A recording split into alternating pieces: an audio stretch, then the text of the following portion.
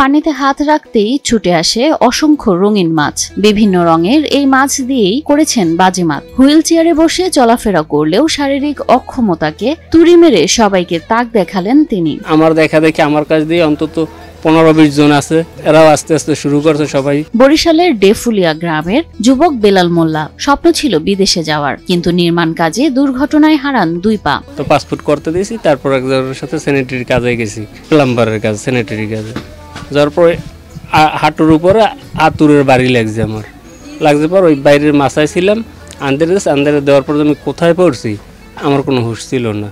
স্বপ্ন ভেঙে গেলেও হাল ছাড়েননি বেল্লাল। হুইল চেয়ারে বসেই লিখেছেন নতুন সফলতার গল্প। অপারেশন করার কথা বলছি, তাও করে নাই, যে ভালো হওয়ার কোনো সম্ভাবনা নাই, 100-এর ভিতরে 20% সম্ভাবনা নাই, ডাক্তাররা ডাইরেক্ট বলছে আমার। ইউটিউব দেখে 4 চাকার হুইল চেয়ারে চড়েই সফলভাবে ব্যবসা করছেন হার না মানা এই উদ্যোক্তা। ইউটিউবে ঢুকছি, ঢোকার পরে রঙিন মাছ দেখছি, নেট চালাই সবাই, ঢোকার দেখার পরে মাছ ভালো লাগছে, পরে আমি বরিশাল যাইয়া দোকান দিয়ে 4টা মাছ কিনছি। 2007 সালে 2 পা হারানোর পর বেল্লাল খুঁজতে থাকেন ঘুরে দাঁড়ানোর পথ। 2015 সালে শখের বশে বন্ধুর সহায়তায় প্রথমে অ্যাকোরিয়ামে কয়েক জোড়া রঙিন মাছ পালন শুরু করেন বেল্লাল। শখ থেকেই ধীরে ধীরে ব্যবসা গড়ে তোলেন তিনি। এরপর আমি একটা অ্যাকোরিয়াম বানাইছি, ঢাকা দিয়ে উড়িয়ে নিয়ে আবার অনেক কিছু মাছ আনছি।